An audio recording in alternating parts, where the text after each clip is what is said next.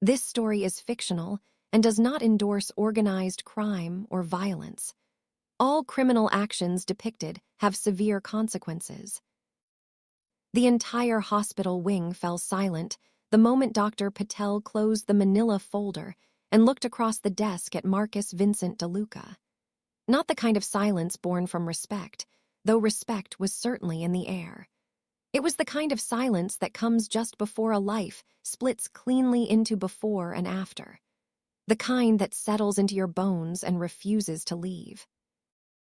Marcus sat perfectly still in the vinyl chair, his hands resting flat on his thighs, his dark gray suit unwrinkled despite the 2-hour wait.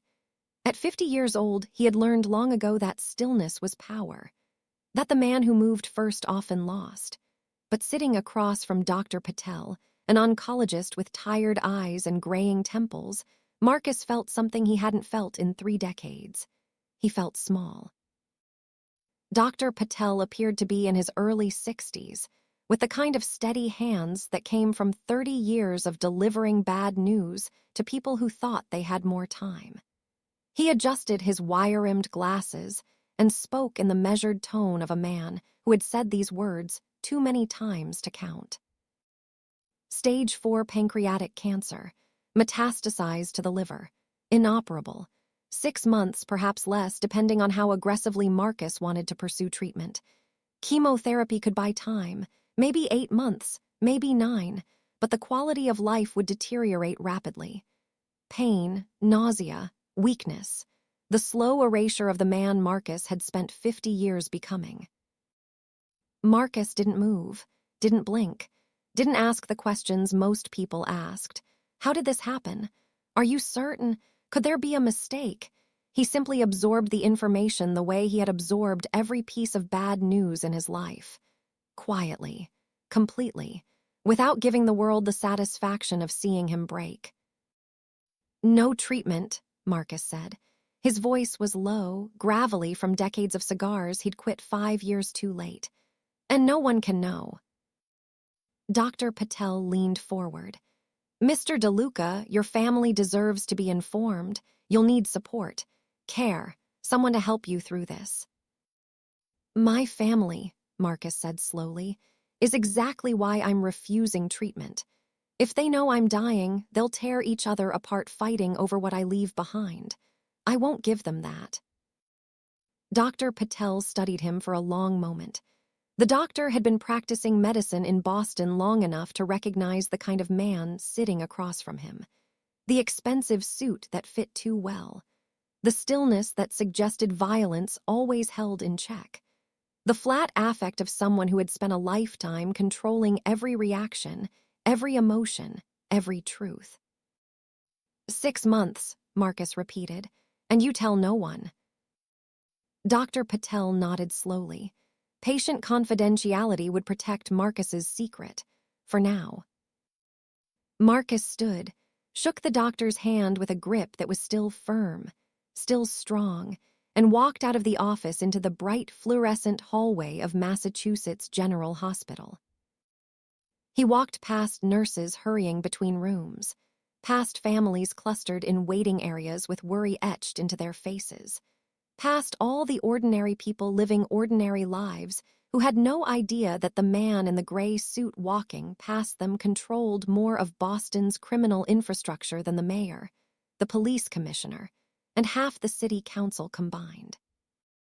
He walked all the way to the parking garage before he let himself stop, leaned against the concrete pillar next to his black Mercedes, and for exactly 30 seconds, Marcus Vincent DeLuca, boss of the DeLuca crime family, a man who had built an empire on fear and loyalty and blood, allowed himself to feel the weight of his own mortality pressing down on his chest like a hand around his throat. 6 months.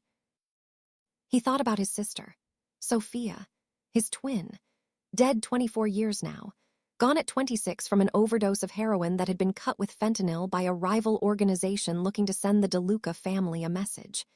He thought about finding her in that motel room on the outskirts of Dorchester, her body already cold, her hands frozen in a shape he would recognize anywhere. She had been trying to sign. Even in her final moments, deaf from birth, she had been trying to communicate. Her fingers locked in the sign for help. Marcus had learned American Sign Language before he learned to read. It wasn't something anyone had taught him. It was something he had needed. Because Sophia was his twin, his best friend, his only connection to anything pure in a childhood defined by violence and absence. If he wanted to talk to her, really talk to her, he had to learn her language. So he did. By the time he was 8, he was fluent. By the time he was 12, he was her voice in a world that had never bothered to listen. And when she died, Marcus had made a choice. He had looked at the people responsible, the organization that had killed her to hurt his family, and he had spent the next 3 years methodically dismantling them. Not with rage, not with passion, with the cold precision of a man who understood that revenge was a dish best served in silence. By the time he was 30, Marcus was no longer the grieving brother. He was the thing people whispered about in back rooms, the man you didn't cross, the name that made grown men go quiet. But standing in the parking garage 24 years later, Marcus understood something he hadn't understood at 26. Revenge hadn't brought Sophia back. It had just made more bodies, more silence, more of the same poison that had killed her in the first place. He pulled out his phone, stared at the screen, thought about calling his son. His brother, someone, anyone, but he didn't. Because the moment he told them, the clock would start ticking in a different way. They would begin to circle, to position, to prepare for the war that always came when a boss died. Marcus put the phone away, got in his car, drove back to the waterfront estate he had bought 15 years ago with money that had come from places he tried not to think about. And as he drove through the streets of Boston, past the neighborhoods he controlled, past the businesses that paid him protection, past the people who stepped aside when they saw his car coming, Marcus made a decision. He wasn't going to spend his last 6 months preparing his son to take over. He was going to spend them tearing the whole thing down. 3 days later, Marcus sat at the head of a long mahogany table in a conference room above a seafood restaurant in the North End. The room smelled like old cigars and older money. 8 men sat around the table. His lieutenants. The people who kept the machine running. Men who had been with him for decades, who had earned their positions through loyalty and competence and a willingness to do things that most people couldn't stomach.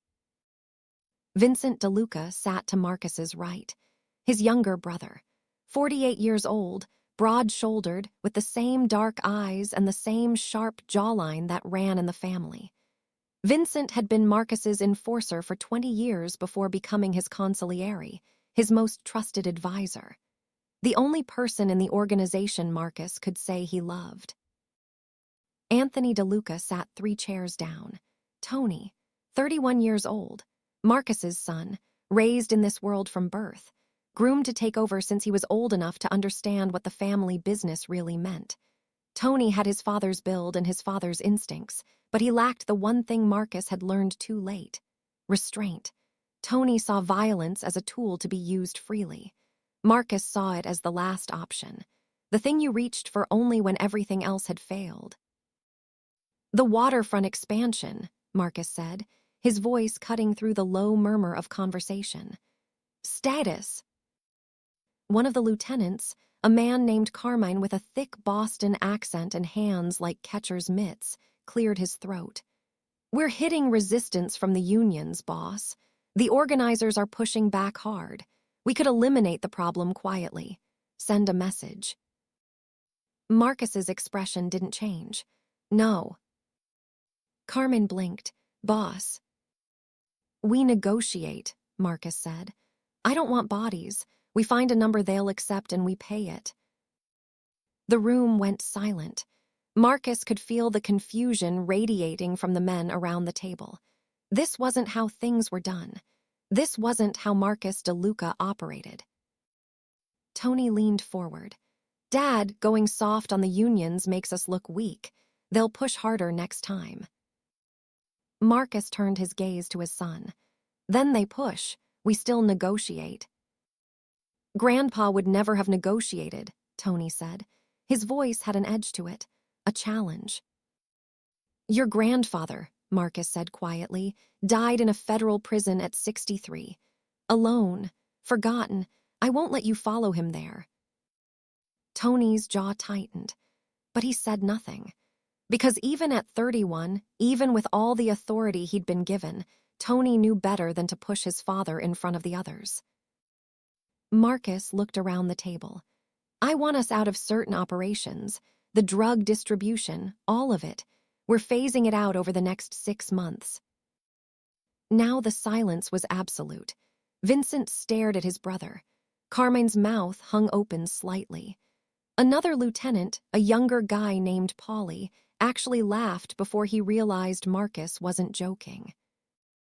Boss, Vincent said carefully, that's 60% of our revenue. We can't just walk away from that. We can, Marcus said, and we will. Why? Tony demanded. Why are we suddenly abandoning everything that makes us strong? Marcus met his son's eyes. For a moment, he considered telling him, telling all of them, I'm dying. I have 6 months. I'm trying to make sure that when I'm gone, there's nothing left for you to destroy yourselves over. But he didn't. Instead, he said, because I'm the boss, and I said so. The meeting ended 20 minutes later with the kind of tension that lingered in the air like smoke. As the men filed out, Vincent stayed behind. Brother, Vincent said quietly, what's going on? Marcus looked at him, really looked at him. Vincent had been there for everything, every decision, every crisis, every moment that mattered. If Marcus was going to tell anyone, it would be Vincent. But not yet. I'm cleaning house, Marcus said. Trust me. Vincent studied his brother's face for a long moment, then nodded. Because if there was one thing Vincent DeLuca understood, it was trust. 4 days after the meeting, Marcus found himself standing in front of a brownstone in Beacon Hill, staring at a brass plaque next to the door. Robert Sullivan, attorney at law. Marcus had known Robert since they were 12 years old, growing up in the same South Boston neighborhood where the streets were narrow and the grudges were long. Robert had gone to law school. Marcus had gone a different direction, but they had remained friends. The kind of friends who knew each other's worst secrets and kept them anyway. Marcus climbed the steps and knocked. Robert opened the door himself, no secretary, no assistant. Robert was 55, gray at the temples, with the kind of face that looked trustworthy even when he was lying. He took one look at Marcus and his expression shifted. Come in, Robert said. They sat in Robert's office, a room lined with legal books that probably hadn't been opened in years, and Marcus told him. Pancreatic cancer. Stage 4. 6 months, maybe less. Robert didn't say anything for a full minute. Just sat there, hands folded on his desk, processing. Finally, he said, Does Tony know?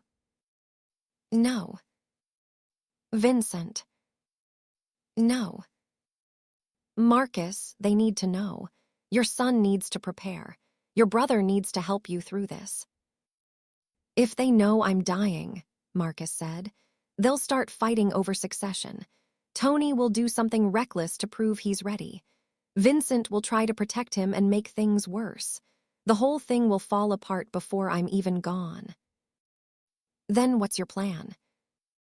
Marcus leaned back in his chair. I want to dismantle it, all of it. The operations, the territory, the infrastructure. I have 6 months. I'm going to use them to make sure there's nothing left to fight over. Robert stared at him. You want to destroy your own organization? Yes. They'll kill you. I'm already dying. Robert was quiet for a long moment. Then he said, What do you need from me? Help, legal cover, documentation. I need to start moving assets, shutting down pipelines, creating paper trails that lead nowhere. Marcus, I could be disbarred for this, prosecuted. I know. I'm not asking you to risk that.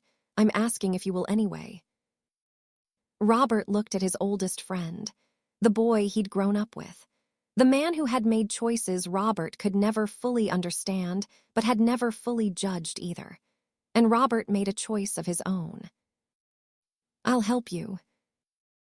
The same evening, Marcus received a phone call from Robert's wife, Catherine. She was on the board of a dozen charities, constantly dragging Robert to fundraisers and galas and events Marcus usually avoided. But Catherine had a soft spot for Marcus, the way some people have soft spots for stray dogs who might bite but might also surprise you. "Marcus," Catherine said, her voice warm through the phone, "there's a fundraiser this Friday, Massachusetts School for the Deaf. They do incredible work with children. I think you should come." Marcus almost said no, almost, but something in Catherine's voice made him pause. "Why?" "Because," Catherine said, "you've spent 50 years being who everyone expects you to be. Maybe spend one night being someone different." Friday arrived. Marcus found himself standing in the entrance of a beautifully restored building in Cambridge, surrounded by people in expensive clothes writing checks to feel good about themselves. He hated these events, hated the performance of charity, the way people treated giving as a transaction that bought them moral credit. But then he saw her. She stood at the front of the room, bathed in soft light from the chandelier above, her hands moving in fluid, graceful patterns as she spoke. Not spoke. Signed. American Sign Language. The interpreter beside her converted the signs into spoken English, but Marcus wasn't listening to the interpreter. He was watching her hands, understanding every word. "Our children," she signed, and the interpreter's voice followed a half-beat behind, "are not broken. The world is. They navigate a reality not built for them with more courage than most of us will ever need. Our job is not to fix them. Our job is to build a world that hears them." Marcus felt something crack open in his chest. Something he had sealed shut 24 years ago when he found Sophia dead in that motel room. The woman was 48, maybe 49. She had auburn hair pulled back in a simple twist, minimal makeup, and eyes that were sharp and warm at the same time. She wore a navy dress that was elegant without trying to be. And when she signed, her entire body became part of the language. The tilt of her head, the expression on her face, the way her shoulders moved with certain phrases. She was deaf. Marcus could tell from the way she held herself. The way her eyes tracked the room, reading faces, reading lips, reading everything except sound. The speech ended. People applauded. The woman smiled and gave a small bow, and Marcus found himself walking toward her before he had consciously decided to move. She saw him coming, turned to face him, and he stopped 3 feet away, suddenly uncertain. It had been 24 years since he had signed to anyone. 24 years since he had allowed himself to use the language that belonged to Sophia, to that part of his life. But his hands moved anyway, lifted from his sides, formed the signs before his brain could stop them.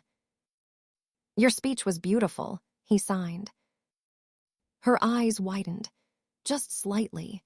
The surprise of a deaf person encountering someone who actually speaks their language without being asked, without needing an interpreter, without treating sign language like a party trick. "Thank you," she signed back. Her hands were precise, confident, the signs of someone who had been deaf long enough to own the language completely. "You sign fluently. That's rare. Who taught you?" Marcus hesitated. The truth felt too heavy, too complicated, too much for a first conversation, so he gave her a piece of it. "My twin sister," he signed. "She passed away when we were 26. The woman's expression softened.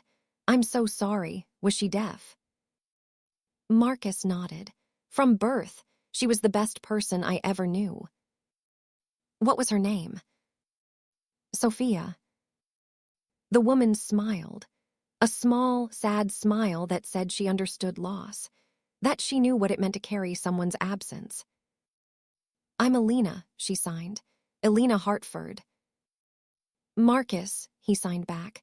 Marcus DeLuca. They stood there for a moment, two people in a crowded room, speaking a language no one else around them understood. And for the first time in 24 years, Marcus felt like he was home. They found a quiet corner. Elena asked him questions about Sophia, what she was like, how they communicated growing up, what it was like being a hearing person in a deaf person's world. And Marcus answered honestly, more honestly than he had answered anything in decades. She had this way of seeing the world, Marcus signed. Without sound to distract her, she noticed everything else. The way light moved, the way people's faces changed when they lied. She could read a room better than anyone I've ever met. You loved her very much, Elena signed. I did. I failed her. How? Marcus paused. How did you explain to a stranger that you had built an empire on the same poison that killed your sister? That every choice you had made in the last 24 years had been a response to her death, and none of it had mattered. I couldn't protect her, he signed, and I've spent my whole life trying to make up for it. Elena studied his face. She had a way of looking at people that suggested she was reading more than just their signs. She was reading their truth. Protection is an illusion, she signed. We can't save people from the world. We can only stand beside them while they navigate it. Marcus felt something shift in his chest, something painful and necessary. You're very wise, he signed. Elena laughed. It was a silent laugh, of course, but her whole face lit up. Her eyes crinkled at the corners. Her shoulders shook slightly. And Marcus realized he had just made a deaf woman laugh, and it was one of the most beautiful things he had ever seen. They talked for another hour. Elena told him about the school, about the students, about a 10-year-old boy named Gabriel who had been struggling with bullies, with self-esteem, with the weight of being different in a world that punished difference. He reminds me of myself at that age, Elena signed. Convinced that being deaf made me broken. It took me years to understand that the world was broken, not me. How did you lose your hearing? Marcus signed. Meningitis, when I was 7. One day I could hear my mother's voice. The next day, silence. I'm sorry. Elena shook her head. Don't be. The silence taught me to listen differently, to see differently. It made me who I am. Marcus wanted to ask more, wanted to know everything about this woman who had somehow cracked open something in him he thought was sealed forever. But before he could, a younger woman approached. 28, maybe 30, professional, confident. She had Elena's eyes. Mom, the woman said, and an interpreter appeared beside her to sign the words. We should go, early day tomorrow. Elena nodded, turned to Marcus. This is my daughter, Rachel. Rachel extended her hand. Marcus shook it. Her grip was firm, professional, and then Marcus saw it. The badge clipped to her belt. FBI. Nice to meet you, Rachel said, studying Marcus's face with the kind of intensity that made him realize she was very good at her job. Mom's mentioned she met someone who signs. That's rare. My sister was deaf, Marcus said aloud, switching from sign language to speech for Rachel's benefit. I learned young. That's dedication, Rachel said. Her eyes never left his face. Most people don't bother. There was something in her tone, something that suggested she was reading him the same way Elena did, but with a different purpose. Elena read to understand. Rachel read to assess. What do you do, Mr. DeLuca? Rachel asked. Family business, Marcus said. Import, export, logistics. Sounds complicated. It can be. Rachel smiled. It didn't reach her eyes. I'm sure it is. Elena looked between them, sensing tension she couldn't quite place. She signed to Marcus. Thank you for talking with me. It's rare to meet someone who speaks our language so well. Thank you for reminding me I still can, Marcus signed back. Elena smiled, pulled a card from her purse, handed it to him. If you'd like to visit the school sometime, we're always looking for volunteers, especially people who sign. Marcus took the card. Massachusetts School for the Deaf. Elena Hartford, principal, an address in Cambridge. I'd like that, he signed. Elena and Rachel left. Marcus stood there, holding the card, feeling the weight of something he couldn't quite name. He looked down at the card again, and that's when he saw it. The small text at the bottom. Established in memory of Detective James Hartford, beloved husband, father, and protector. Marcus's blood went cold. He pulled out his phone, texted Robert. Need info on Detective James Hartford, DEA, died 2009. The response came back 20 minutes later. Marcus was sitting in his car in the parking lot, staring at the building where Elena worked, when his phone buzzed. Robert's message was brief. Hartford James, DEA, killed in undercover operation 2009. He was investigating DeLuca drug distribution. Cover was blown. He was executed by your people. You were there, Marcus. You didn't give the order, but you were there. Marcus closed his eyes, leaned his head back against the seat. He had just spent an hour falling for the widow of a man his organization had killed.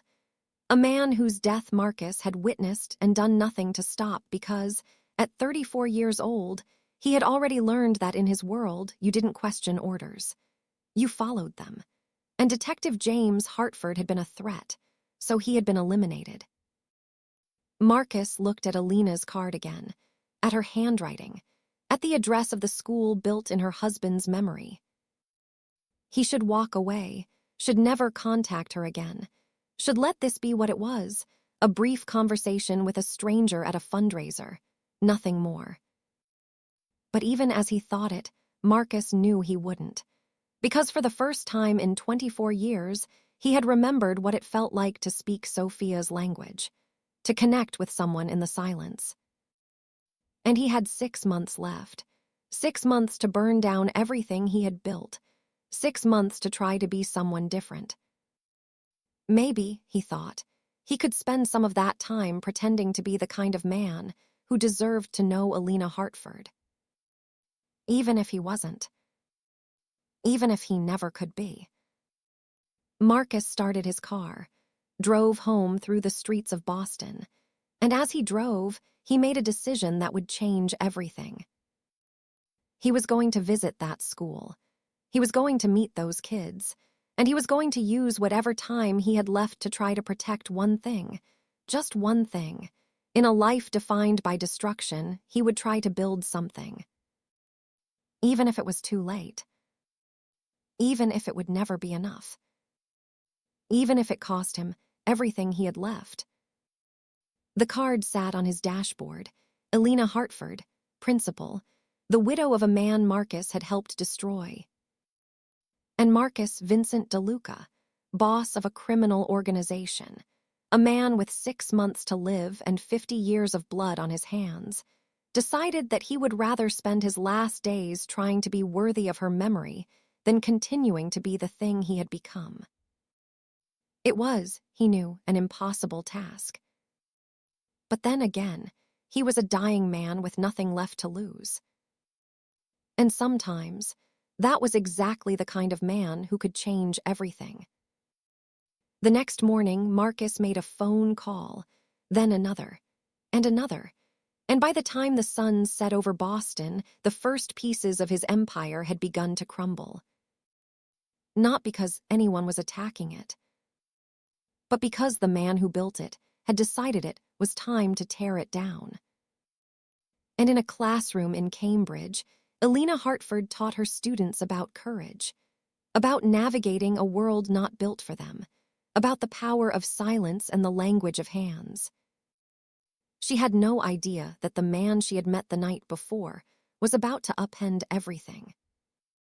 No idea that he was dying.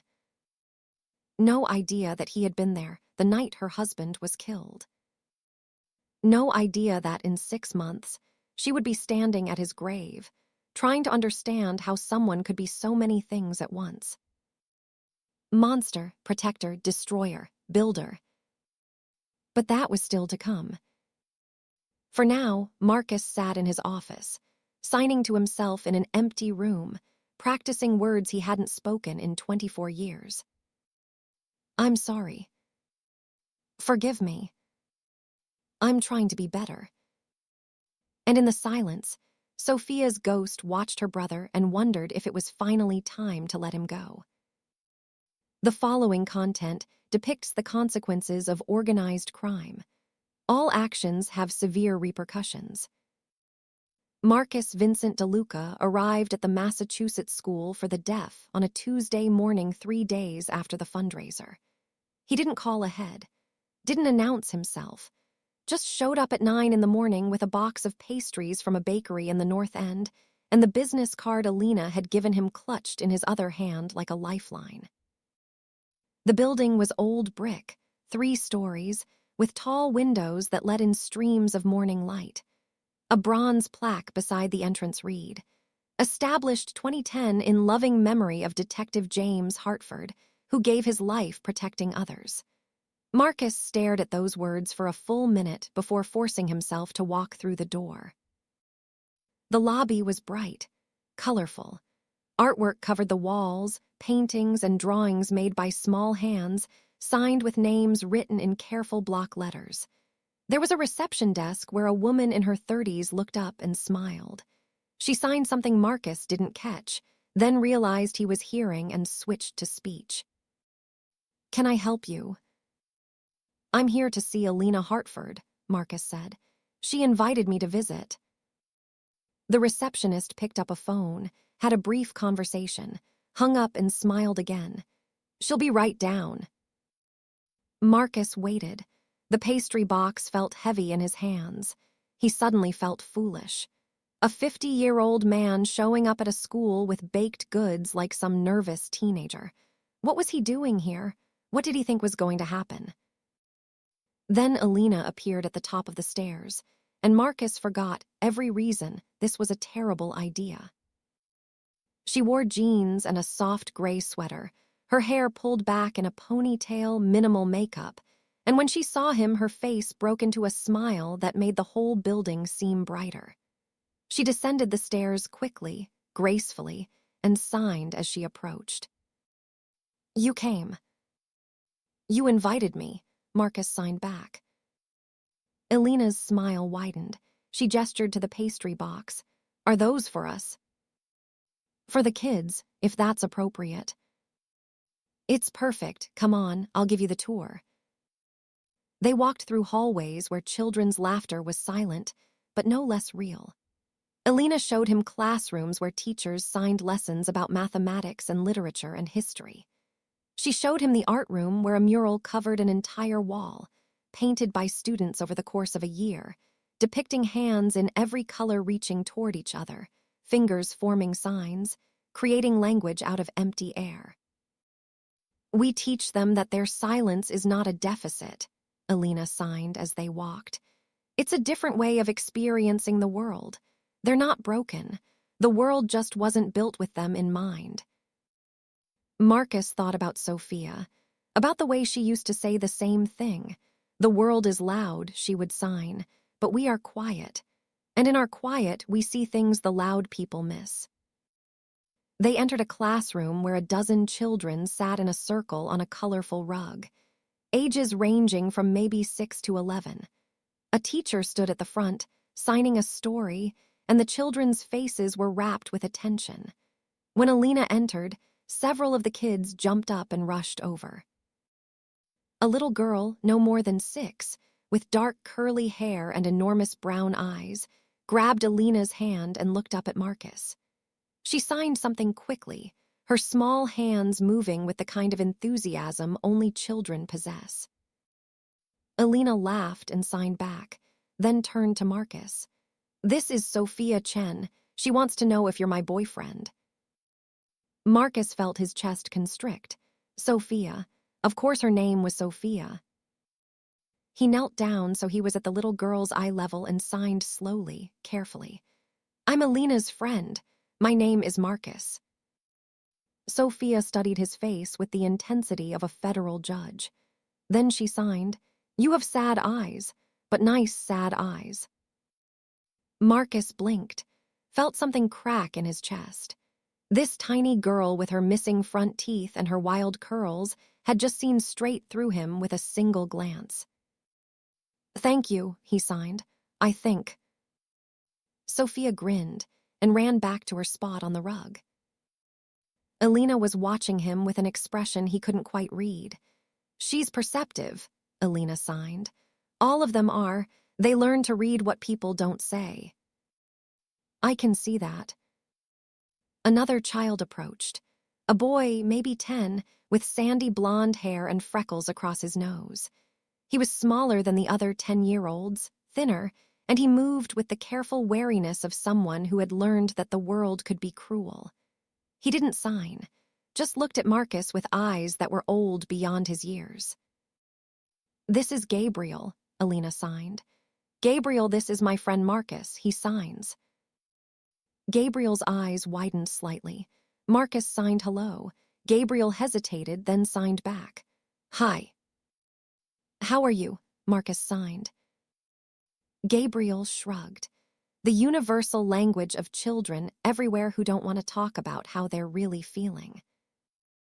Marcus recognized that shrug. Had used it himself 1,000 times growing up in South Boston when adults asked questions they didn't really want the answers to. Do you like it here? Marcus signed.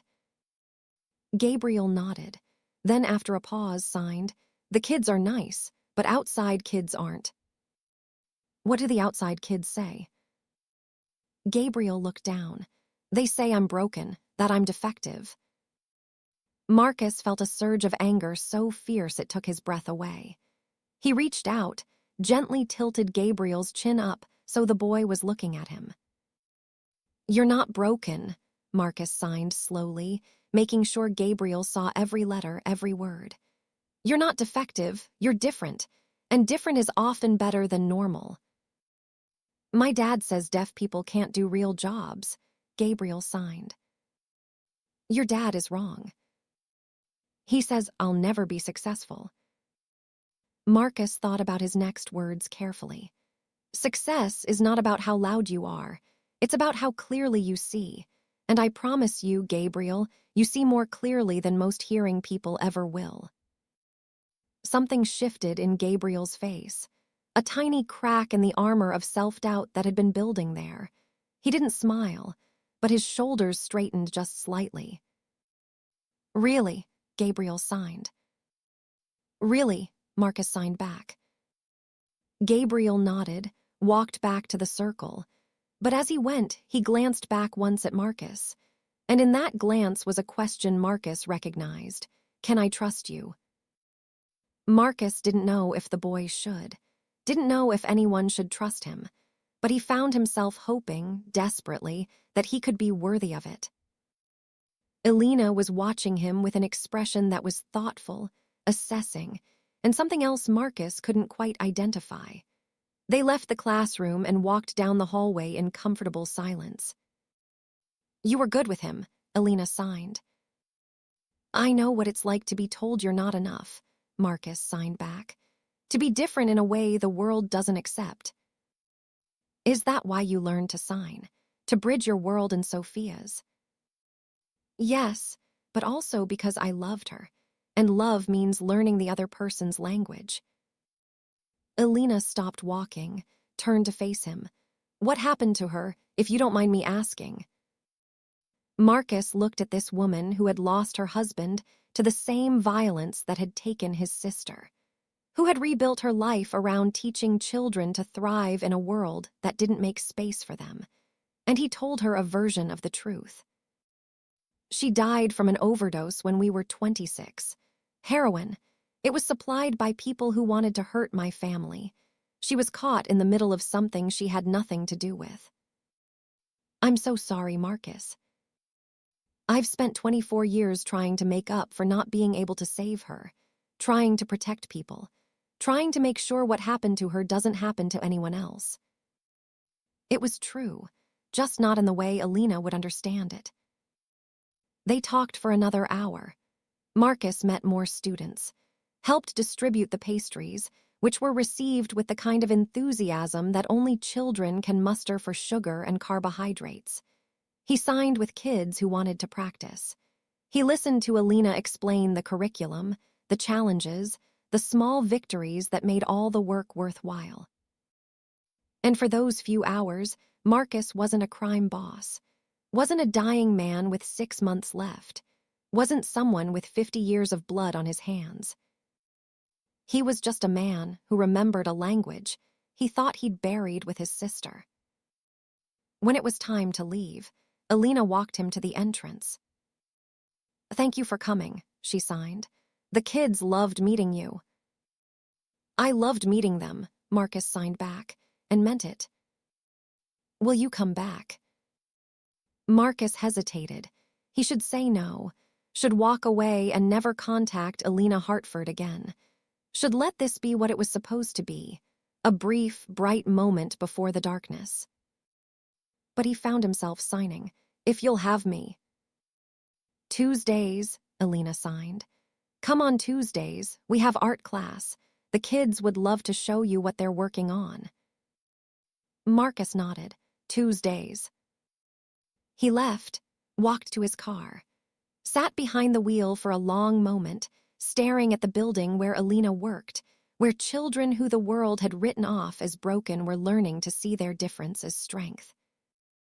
His phone buzzed, a text from Vincent. "Family meeting tonight, 8 p.m., warehouse."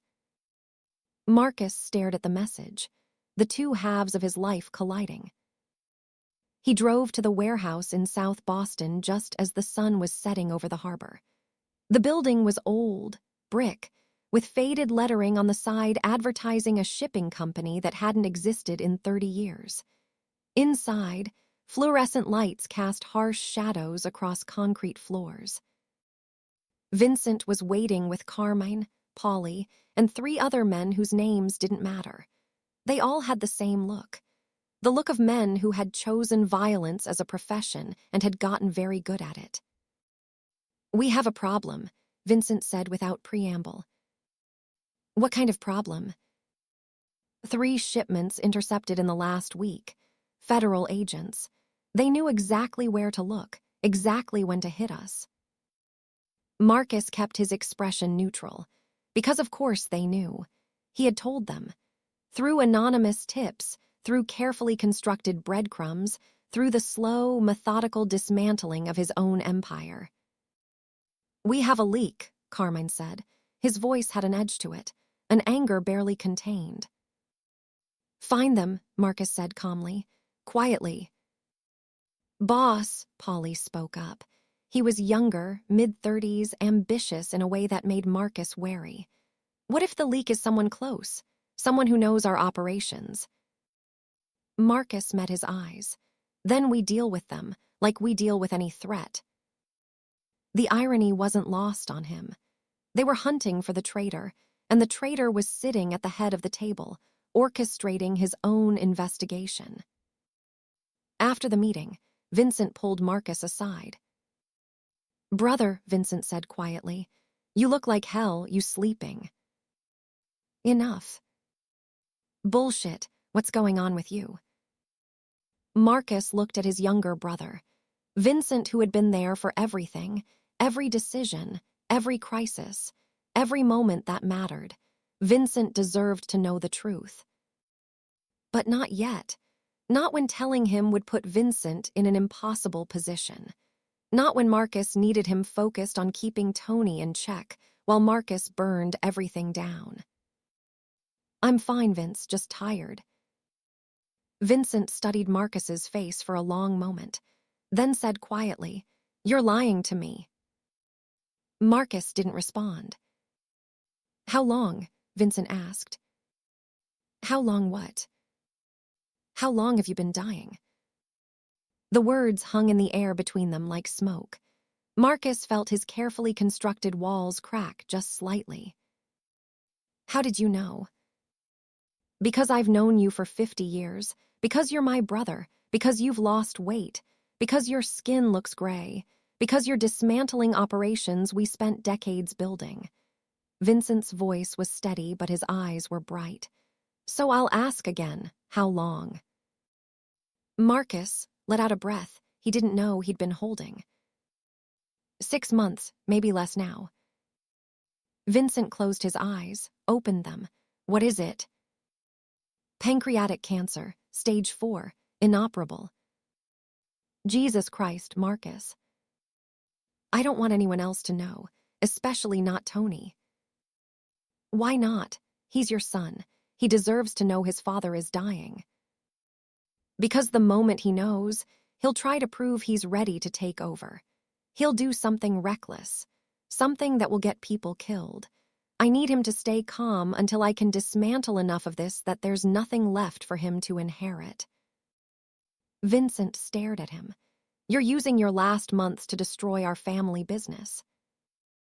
Yes. That's suicide, Marcus. If the others find out, they'll kill you before the cancer can. I'm already dead, Vince. The cancer just gave me a deadline. Vincent was quiet for a long time. Then he said, What do you need from me? Let me work. Don't stop me. Don't help me. Just let me burn it down. Vincent's jaw tightened. I should stop you. I should protect what we built. We built it on corpses, Vince. Sophia's corpse. How many others? How many Detective Hartfords? How many kids like Gabriel who grow up without fathers because of what we do? Who the hell is Gabriel? Marcus realized his mistake. No one. Forget I said that. But Vincent was watching him with the intensity of someone putting pieces together. You're seeing someone. That's where you've been going. I'm visiting a school for deaf children, teaching them sign language. Vincent blinked. You're what? I met someone at a fundraiser. She runs the school, she's deaf. I've been volunteering. Brother, are you out of your mind? You're dying and you're starting a relationship. I'm not starting anything. I'm just spending time with someone who reminds me of who I used to be before all this. Does she know who you are, what you do?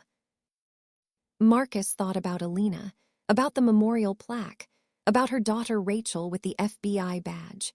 She knows enough. This is insane. Probably, but I'm dying anyway. Let me be insane for a few months. Vincent shook his head, but then he did something Marcus didn't expect. He pulled his brother into a hug, a real hug, the kind they hadn't shared since they were kids. I won't stop you, Vincent said quietly, but I won't help you destroy yourself either. I'm just going to stand here and watch my brother die, and I hate you for making me do it. I know, Marcus said. I'm sorry. They stood there in the warehouse, 2 brothers, one dying, one watching, both caught in a machine they had helped build and could no longer control. The next Tuesday, Marcus returned to the school, and the Tuesday after that, and the one after that. He became a fixture. The quiet man who signed with the children, who brought pastries, who listened with the kind of attention most adults had forgotten how to give. Gabriel attached himself to Marcus like a shadow, would wait by the entrance for him to arrive, would show Marcus his artwork, his schoolwork, the small victories and large fears that made up a 10-year-old's world. One Tuesday in late October, Gabriel seemed more withdrawn than usual. Marcus found him sitting alone during recess, drawing in a notebook with fierce concentration. What are you working on? Marcus signed. Gabriel showed him the drawing, a figure that looked like Gabriel standing next to a larger figure, both of them signing to each other. That's you and me, Gabriel signed. You're the only grown-up who talks my language. What about your dad? Marcus signed. Gabriel's expression darkened. He doesn't sign. He says it's a waste of time. He works on the docks, says real men don't need hands to talk. Marcus felt a familiar anger building. What does your dad do on the docks?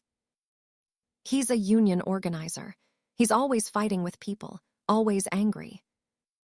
Something cold settled in Marcus's stomach. What's your father's name, Gabriel? Thomas Moss. Why? Marcus knew that name. Thomas Moss was one of the union leaders pushing back against the DeLuca waterfront expansion. One of the men Tony wanted to intimidate. One of the men whose resistance was costing the organization money. And Gabriel was his son. Marcus forced himself to keep his expression neutral. No reason, I was just curious. But inside, Marcus was calculating. If Tony decided to pressure the union organizers, Gabriel's father would be a target. And in this world, family members were often leverage. Marcus needed to make sure that never happened. The following week, Marcus was in his office when his phone rang. Vincent's number. We have a situation, Vincent said. His voice was tight, controlled, which meant it was bad. What kind of situation? Tony, he's taken action without authorization. Marcus's blood went cold. What did he do? The union organizers, the ones pushing back on the waterfront expansion. Tony sent guys to send a message. Define message. They grabbed the organizer's kid, Thomas Moss's son, a 10-year-old boy. They're holding him to force Moss to back down. Marcus felt the world tilt. He took Gabriel. You know the kid. Where is he? Warehouse on the docks. Tony's got 3 guys watching him. Marcus was already grabbing his coat. I'm on my way. Marcus, what's going on? How do you know this kid? He's a student at the school, the deaf school. He's one of Elena's students. Vincent was silent for a moment. Then, Jesus, Marcus, Tony doesn't know that. I don't care what Tony knows. I'm getting that boy out of there. Marcus hung up. His phone rang again immediately. Elena. He answered. Elena. Her voice came through breathless, panicked, nothing like the calm woman he knew. The interpreter app she used for phone calls converted her signs to speech. Marcus, I need your help. It's Gabriel. What about Gabriel? He's missing, taken from his regular school. Men in a van. They left a note for his father. What did the note say? It said to tell Thomas Moss to back off the waterfront dispute, or his son dies. Marcus felt his entire world collapse into a single point. Tony had kidnapped Gabriel. His son had taken the one child Marcus had promised to protect. The son of the union organizer his organization was trying to intimidate. I'm coming, Marcus said. Where are you? The school. The police say they can't do anything for 48 hours. Marcus, he's just a little boy, and his father is beside himself. I'll find him, I promise. Stay at the school. I'll call you in an hour. He hung up, drove to the warehouse doing 90 through city streets, running red lights, not caring about anything except getting there before Tony did something irreversible. Vincent met him outside the warehouse. He's inside, Vincent said. Tony and 3 of his guys, the kids in a back room. Is he hurt? No, just scared. Marcus pushed past Vincent and entered the warehouse. Tony stood in the center of the space, arms crossed, looking every inch the tough guy he thought he was. Dad, Tony said, I handled the union problem. By kidnapping a child.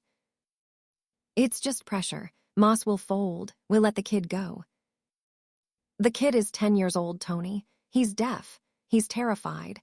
And he's a student at Elena's school. Tony's expression shifted slightly. What? I didn't know that. You didn't bother to find out. You just grabbed a child to make a point. So what? He's leverage. This is how we operate. Marcus crossed the space between them in 3 strides and grabbed Tony by the collar, slamming him against the concrete pillar with a force that shocked both of them. You don't kidnap children. Marcus's voice was a roar. You don't terrorize innocent people to make a point. This is not who we are. Tony stared at his father with wide eyes. Marcus had never touched him like this, never showed this kind of rage. This is exactly who we are, Tony said. This is what you taught me. And Marcus realized with horrible clarity that his son was right. Everything Tony knew about power, about control, about using fear as a weapon, he had learned from watching Marcus, from growing up in this world, from becoming exactly what Marcus had spent 30 years being. Marcus let go, stepped back. Where is he? Tony pointed to a door at the back of the warehouse. Marcus walked to the door, opened it, and found Gabriel huddled in the corner of a small room, arms wrapped around his knees, face streaked with tears. The boy looked up when the door opened, saw Marcus, and something in his expression broke. Gabriel's hands moved frantically, signing, I knew you'd come. I knew you wouldn't leave me here. Marcus crossed the room, knelt down, and pulled Gabriel into his arms. The boy clung to him, shaking, and Marcus felt something inside himself shatter completely. You're safe now, Marcus signed with one hand while holding Gabriel with the other. I'm taking you home. Those men said they'd hurt me if my dad didn't listen. No one is going to hurt you, I promise. Marcus stood, lifting Gabriel with him. The boy wrapped his arms around Marcus's neck and buried his face against his shoulder. Marcus carried Gabriel out of the room, past Tony, who was staring at his father with an expression Marcus couldn't read, past Vincent, who nodded once, out into the October afternoon where Elena's car was pulling up, having somehow found the location through her daughter's FBI connections. Elena jumped out of the car, ran toward them, saw Gabriel in Marcus's arms and her face crumpled with relief. Gabriel saw Elena and reached for her. Marcus transferred the boy to Elena's arms and watched as she held him, signed to him, checked him for injuries with shaking hands. He's okay, Marcus signed, just scared. Elena looked at Marcus, and in that look was a question that would change everything. How did you know where to find him? Before Marcus could answer, police sirens filled the air. Someone had called them. Maybe Vincent. Maybe one of Tony's guys who had seen which way the wind was blowing. A black sedan pulled up behind the police cars. Rachel Hartford stepped out, FBI badge visible on her belt. She looked at her mother holding Gabriel, at Marcus standing there covered in warehouse dust, at the building behind them, and her expression shifted from concern to understanding to something cold and sharp. Rachel approached, showed her badge to the responding officers, told them she was taking over, then she turned to Marcus. Mr. DeLuca, she said. Her voice was professional, neutral. I need you to answer some questions. Your mother's student is safe, Marcus said. That's all that matters. Is it? Rachel looked past him at the warehouse. Because it seems like you knew exactly where to find him, which suggests you knew who took him. I made inquiries. I have connections. I'm sure you do. Rachel's eyes were hard. Step away from my mother and the child, please. Marcus looked at Elena. She was staring at him now with an expression he'd never seen before. Confusion, suspicion, fear. Marcus, she signed. How did you know where Gabriel was? I can't explain right now. Try. Rachel stepped between them. Mom, get Gabriel in your car, take him to the hospital, get him checked out. Rachel, what's going on? Mom, cars now. Elena hesitated. Then she carried Gabriel to her vehicle, but she looked back at Marcus once before getting in, and in that look was the death of something that had barely begun to live. Rachel waited until her mother drove away. Then she turned to Marcus. "You want to tell me what really happened here?" "A child was taken. I found him. That's the story." "Bullshit. Marcus Vincent DeLuca, boss of the DeLuca crime family, just happens to find a kidnapped child in a warehouse owned by one of your shell companies." "I don't know what you're talking about." "My mother has been seeing you, trusting you, letting you around vulnerable children, and you're a crime boss." "Does she know?" Marcus asked quietly. "She does now. I told her after the fundraiser, did background checks, found out exactly who you are. She didn't want to believe it. But after this," Rachel gestured at the warehouse, "she'll believe it." "I didn't hurt that boy. I saved him." "From your own people. That's not heroism. That's just slightly less evil." Marcus had no response to that, because she was right. "Stay away from my mother," Rachel said. "Stay away from that school. If I see you anywhere near them again, I will arrest you. I don't care if I have to manufacture charges. Understood?" "Understood." Rachel walked back to her car. The police were entering the warehouse now. They'd find Tony. Find the guys who had been guarding Gabriel. Find enough evidence to make arrests. Marcus got in his own car and drove away. His phone rang. Vincent.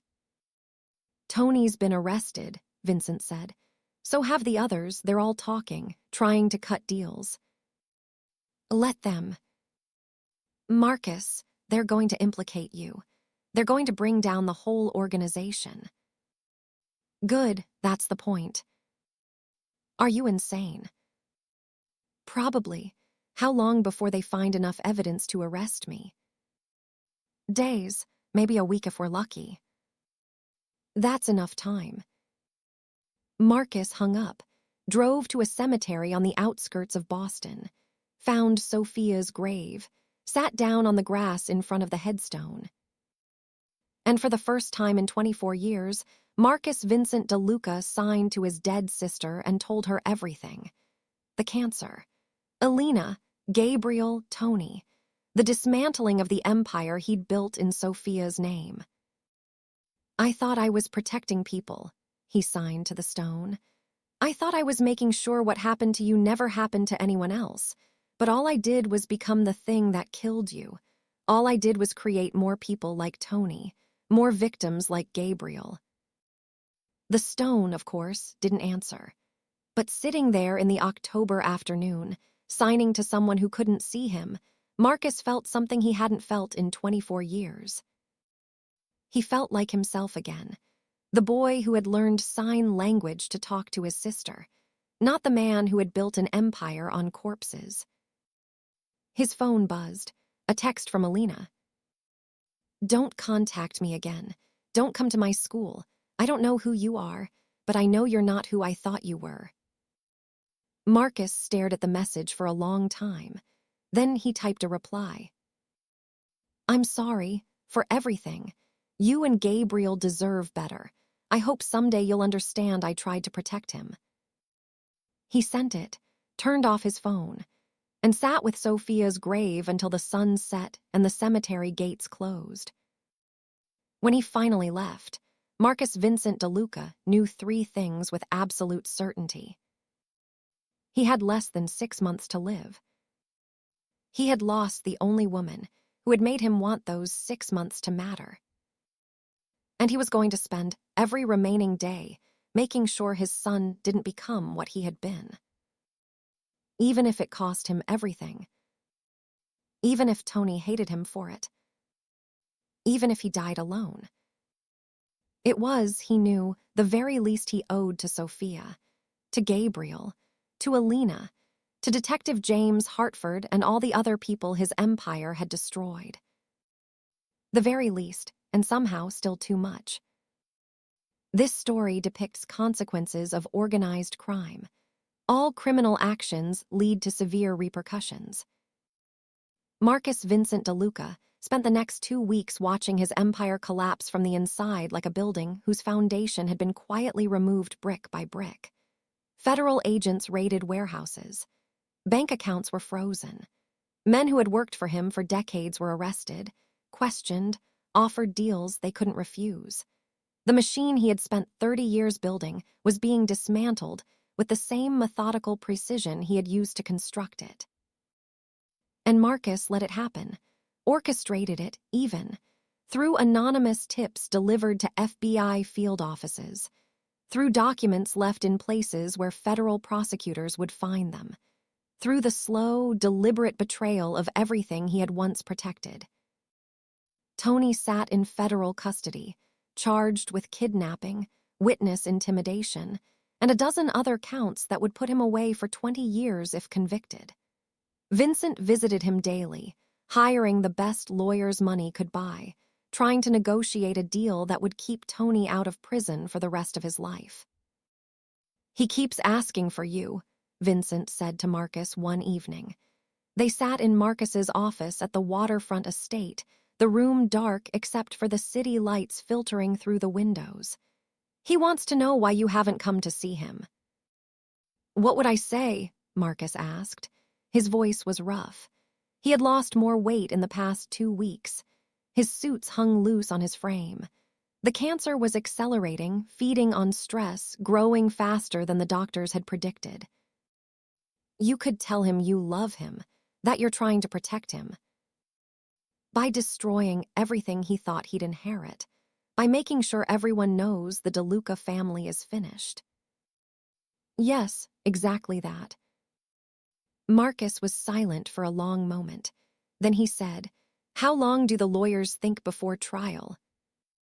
6 months, maybe 8. "I'll be dead before he goes to trial." Vincent flinched. "Don't say that." "It's the truth. The cancer's moving faster. Doctor says I have maybe 6 weeks now, 2 months if I'm lucky." "Then you need to see him, while you still can, while you can still explain." Marcus thought about his son, 31 years old, raised in violence, taught that power came from fear, that weakness was unforgivable, that family was everything and loyalty was the only virtue that mattered. Marcus had given him all of that, had made Tony exactly what he was. "I'll think about it," Marcus said. But he didn't go. Because what could he say that would make any of it make sense? How do you tell your son that you spent his entire life building something you knew was poison?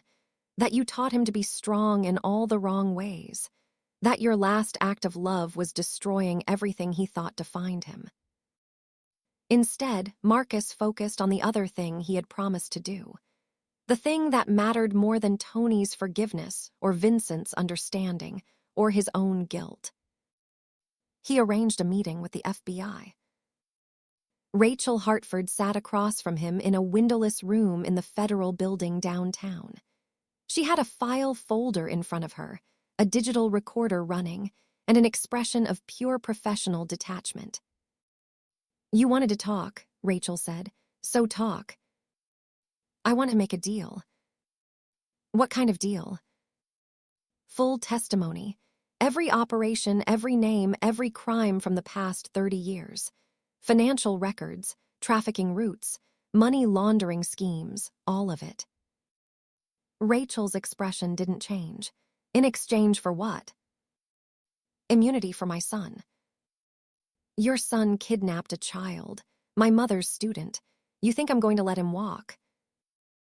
"I'll take full responsibility for the kidnapping. I'll testify that I ordered it, that Tony was following my instructions. He walks, I take the fall." "You're dying anyway. That's not much of a sacrifice." Marcus met her eyes. "No, it's not, but it's all I have left to give." Rachel studied him for a long moment. "Why? Why now? Why turn on everyone you've worked with for 30 years?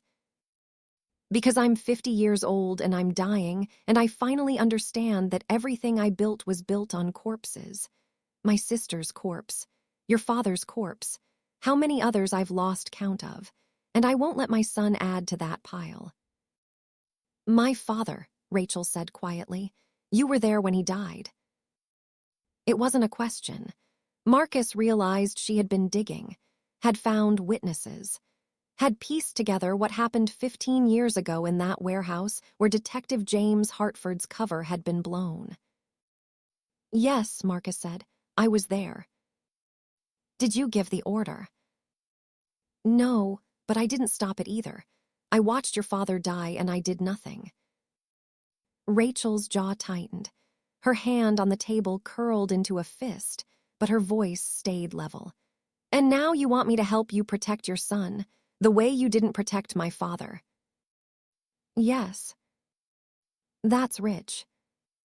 I know, I'm not asking for forgiveness, Agent Hartford. I'm not even asking for understanding. I'm asking for a deal. My testimony for Tony's freedom. Take it or don't, but that's what I'm offering. Rachel was silent for a full minute. Then she said, I need to make some calls. She left the room. Marcus sat alone under fluorescent lights, listening to the hum of the building, feeling the cancer eating away at him from the inside, wondering if this was what redemption felt like. Cold, transactional, empty of everything except the faint hope that maybe, just maybe, you could undo one small piece of the damage you'd caused. Rachel returned an hour later with 2 federal prosecutors and a deal written out in legal language that took 20 pages to say what Marcus had offered in 2 sentences. He would testify. He would provide evidence. He would plead guilty to every charge they could prove. In exchange, Tony would receive immunity from the kidnapping charge and a reduced sentence on the remaining counts. 5 years maximum, eligible for parole in 3. Marcus signed. Rachel witnessed. And just like that, Marcus Vincent DeLuca became a federal informant against his own organization. There's one more thing, Marcus said as he stood to leave. What? Elena, your mother. She needs to know that Gabriel is safe because I made sure of it. That I didn't protect your father, but I protected her student. It won't make up for what I did, but maybe it will help her sleep at night. Rachel's expression was unreadable. I'll tell her, but don't expect it to change anything. I don't. Marcus left the federal building and drove to the one place he had been avoiding for 2 weeks, the Massachusetts School for the Deaf. He sat in his car across the street, watching children play in the courtyard during recess. Watched them sign to each other, laugh in silence, navigate a world that wasn't built for them with the kind of courage most adults would never possess. He saw Gabriel. The boy was playing with other kids, smiling, looking nothing like the terrified child Marcus had found in that warehouse.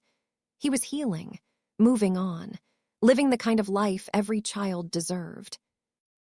Marcus pulled out his phone, typed a message to Elena, deleted it, typed another. Deleted that too. What could he say? I'm sorry I'm a criminal who destroyed your husband.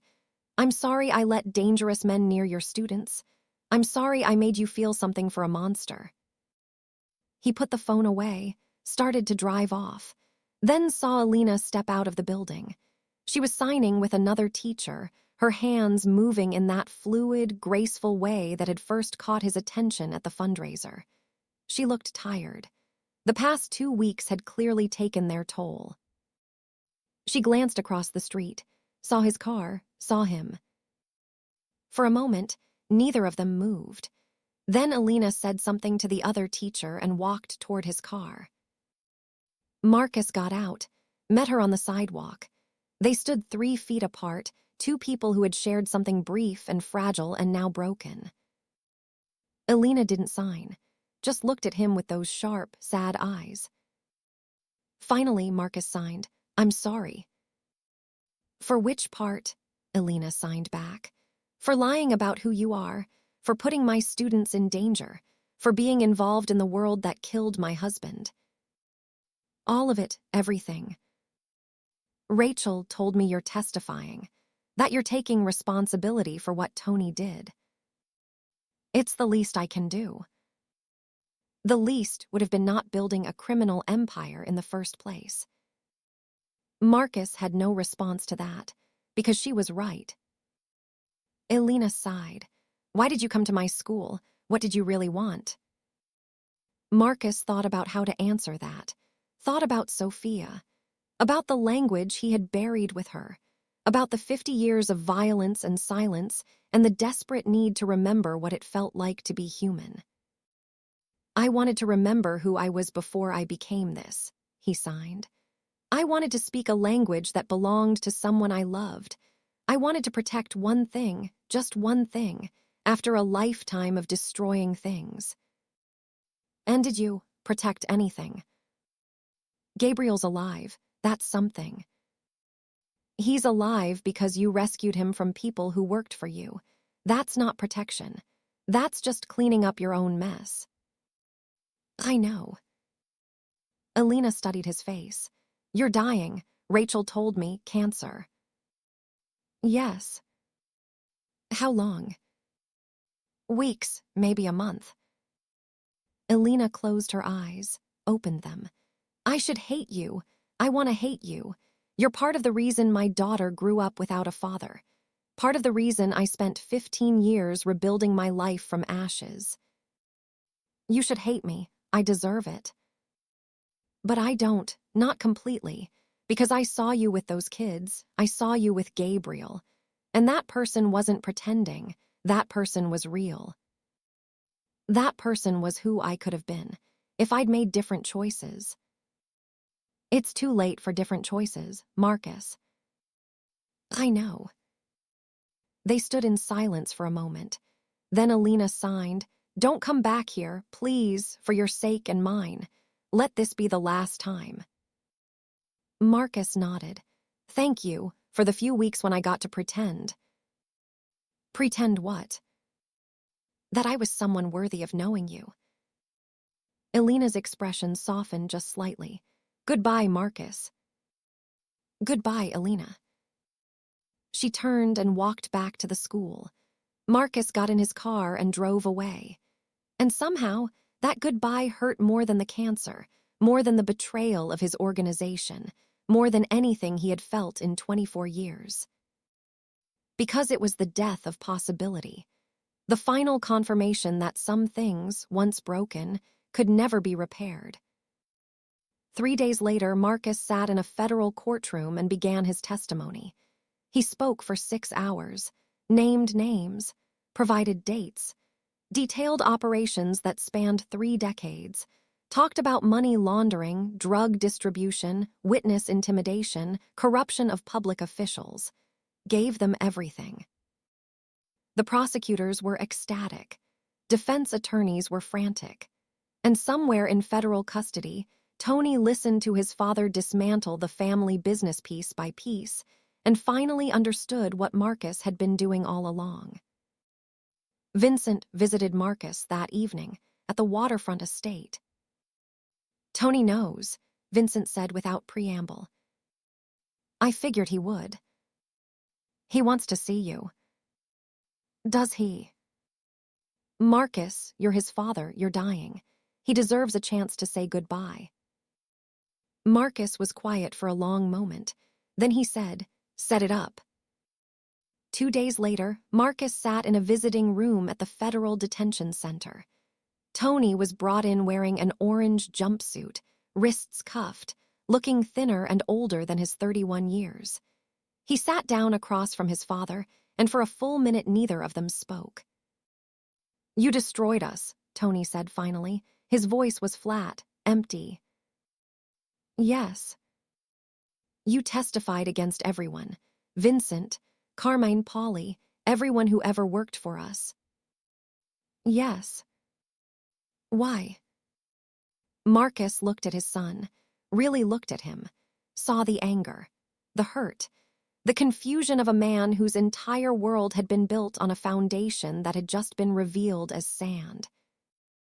Because I built something poisonous, Marcus said, and I realized too late that I was feeding it to you. You could have just walked away. Let me take over. Let me run things. and watch you become what I was. Watch you make the same mistakes.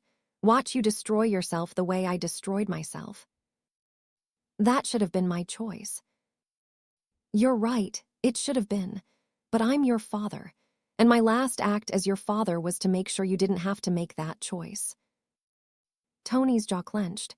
I hate you for this. I know. I hope someday you'll understand why I did it. When I'm in prison for 5 years, when I get out and have nothing, when the only thing people remember about Tony DeLuca is that his father was a rat. Marcus felt each word like a physical blow, but he didn't look away.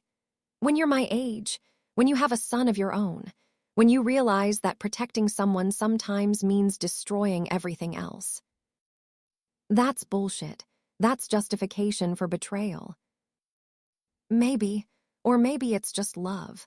Complicated and messy and nothing like what we thought it should be. Tony leaned back in his chair.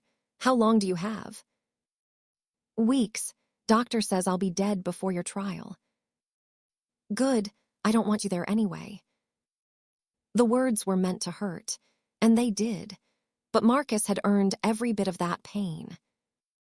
I'm sorry, Tony, for all of it, for raising you in this world, for teaching you the wrong things, for not being the father you deserved. Save it. I don't want your apologies. Then what do you want?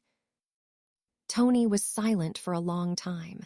Then he said quietly, I want you to tell me one thing that was real, one thing in our entire relationship that wasn't about the business or the family or protecting the empire. Just one thing that was about us. Marcus thought back, 31 years of memories, birthday parties and baseball games and teaching his son to drive, and none of it untainted by the shadow of what they were. What they did. The machine that had shaped every moment. When you were 6, Marcus said slowly, you fell off your bike, split your chin open, needed 12 stitches. I carried you to the car and drove you to the hospital and held your hand while they stitched you up. And you didn't cry, not once. You just held my hand and trusted me to make it okay. Tony's expression shifted slightly. I remember that. That was real. In that moment, I wasn't a crime boss and you weren't the heir to anything. I was just a father and you were just my son. And I would have done anything to make the pain stop. Then why didn't you? Tony's voice cracked. Why didn't you make the pain stop? Why did you keep us in this world if you knew how much it would hurt? Because I was a coward. Because I told myself it was about protecting you, but it was really about power. About not wanting to let go. About being afraid of who I'd be if I wasn't this. Tony wiped his eyes roughly. I still hate you. I know, but I love you anyway, and I hope that counts for something. The guard signaled that visiting time was over. Tony stood, started to walk away, then turned back. Pop, he said. It was the first time he'd called Marcus that in years. Did you really order the kidnapping, or did you just say that to get me immunity? Marcus met his son's eyes. What do you think? I think you lied. I think you're taking the fall for something I did. Then that's what you should tell yourself. It'll make the next 5 years easier. Tony nodded slowly. Goodbye, Dad. Goodbye, son.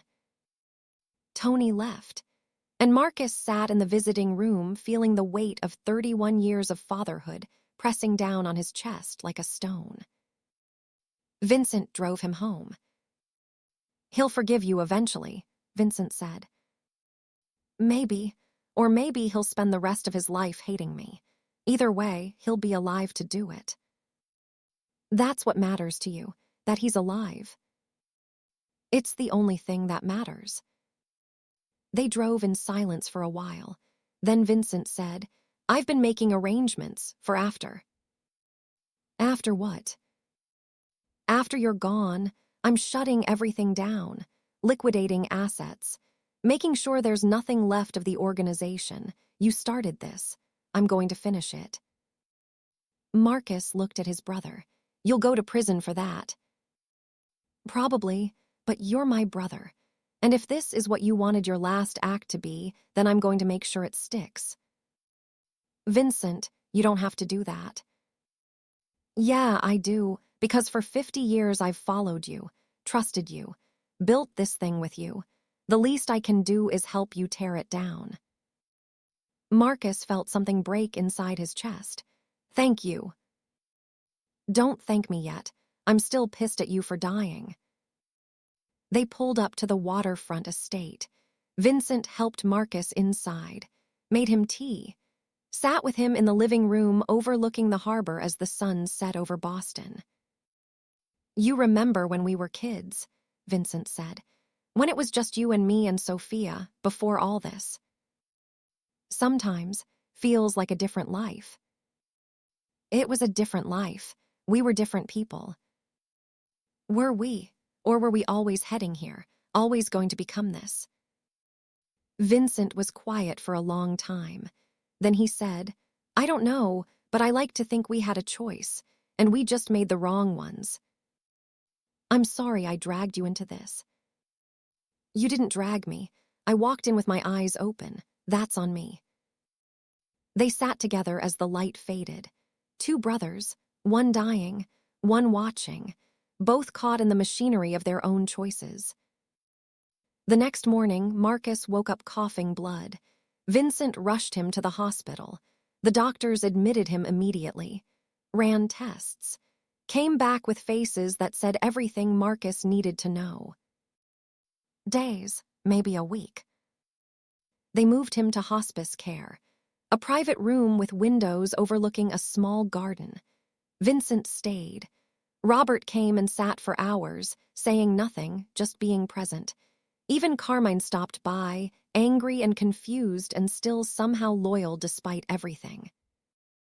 Marcus spent the days drifting in and out. The morphine made everything soft, distant, like watching his life through frosted glass. On the third day, Elena came. Marcus woke from a doze to find her sitting in the chair beside his bed. She wasn't signing, just sitting, watching him with those sharp, sad eyes. You came, Marcus said. His voice was barely a whisper. Elena pulled out her phone, typed a message, showed it to him.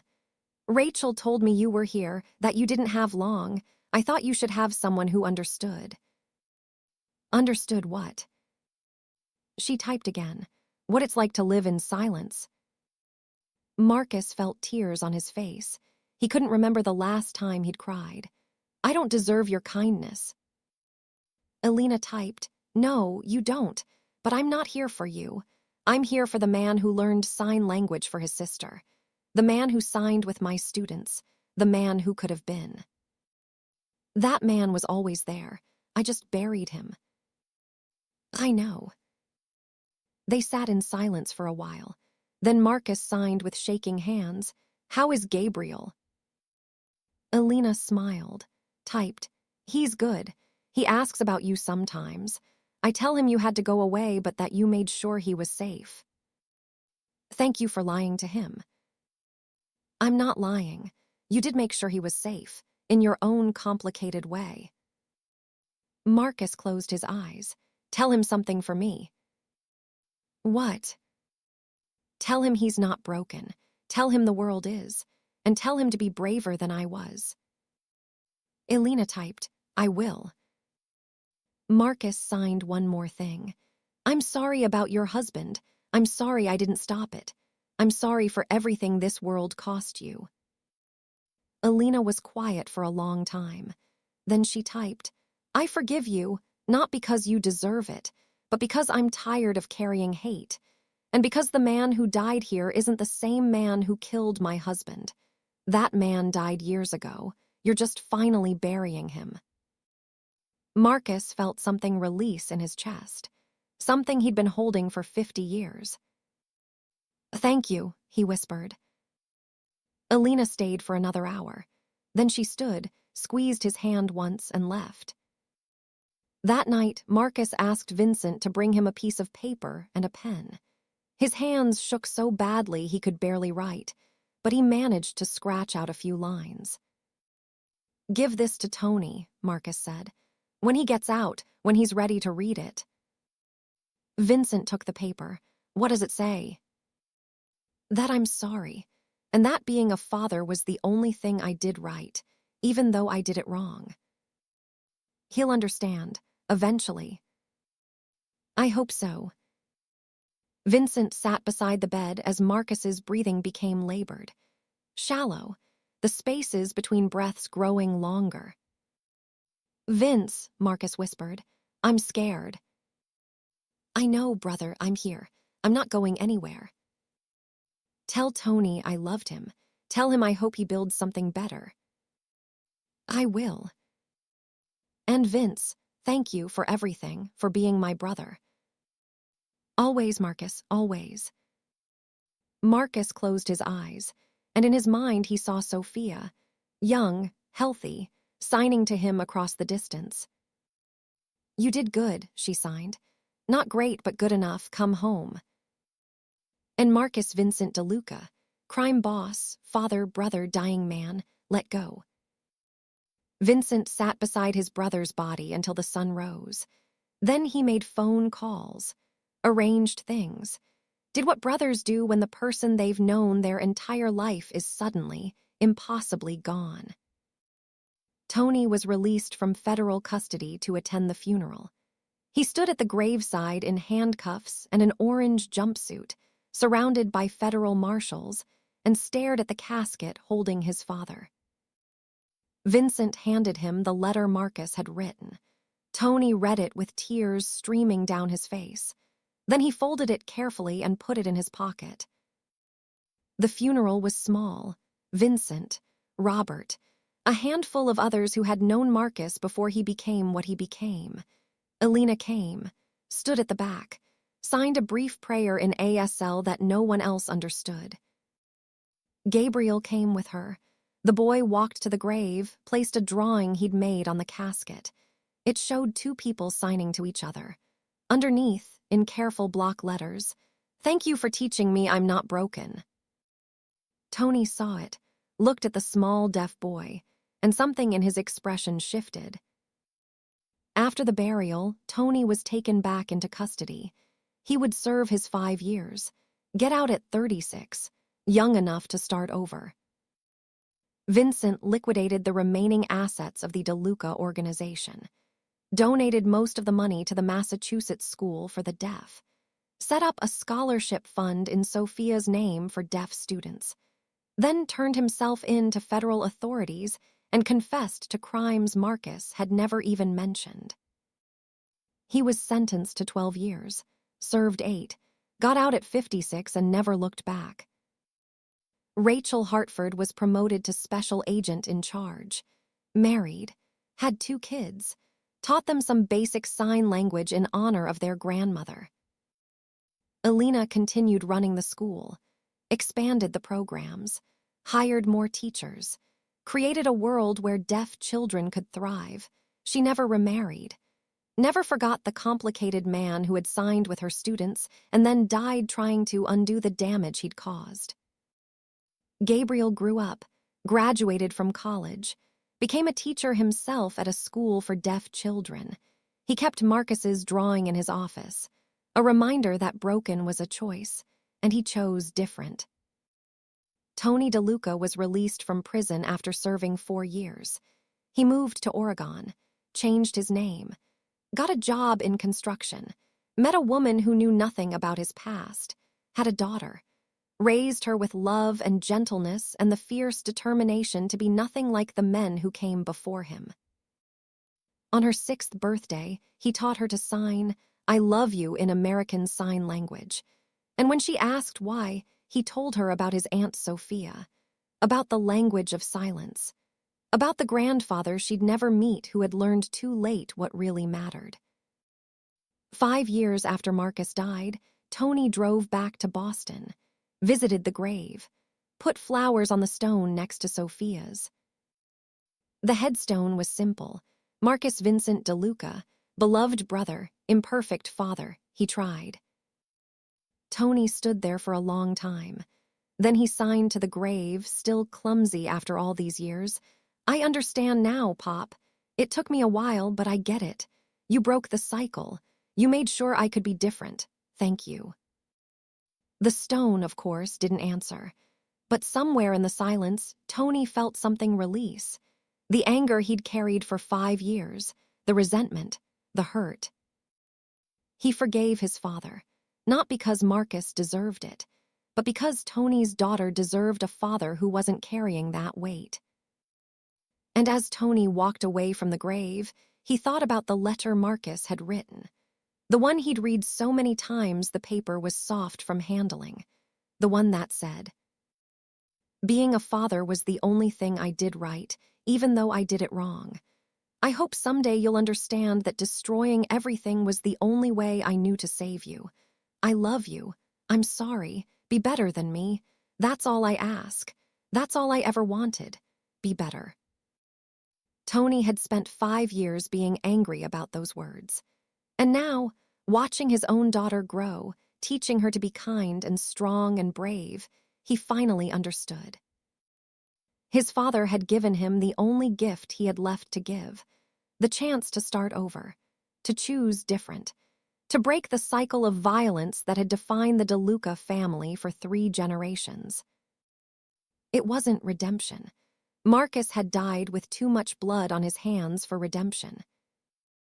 But it was something, a small light in the darkness, a choice made in the last possible moment, a father's love expressed in the only language he had left.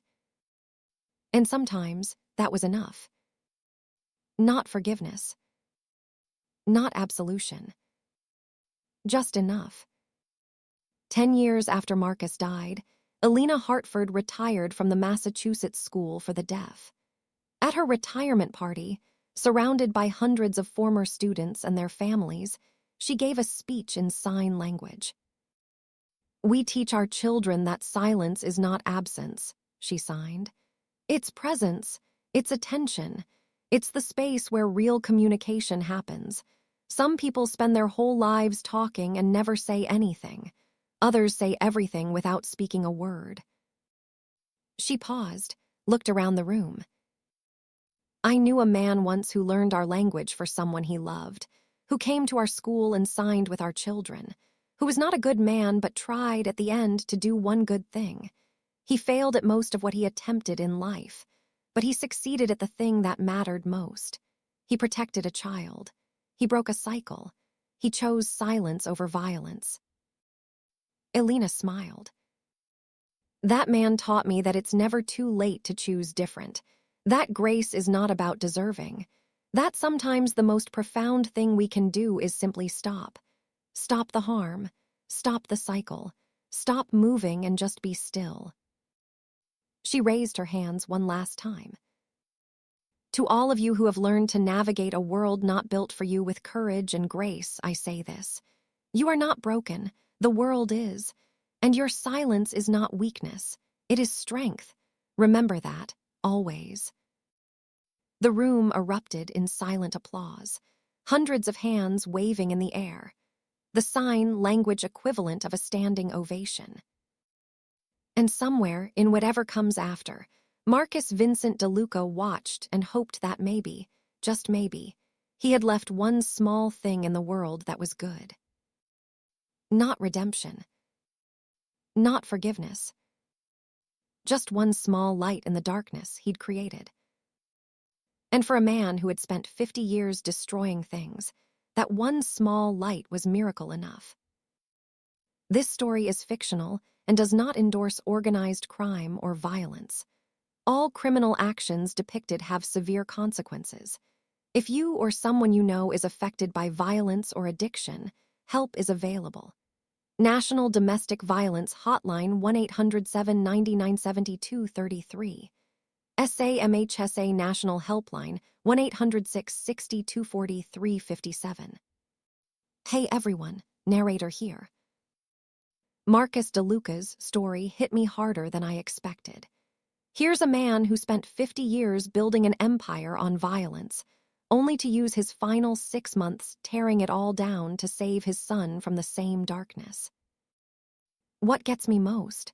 The scene where Elena forgives him in hospice. not because he deserved it, but because she chose grace over hate. Question for you. If you had 6 months left, would you spend it protecting your legacy or destroying it to save someone you love?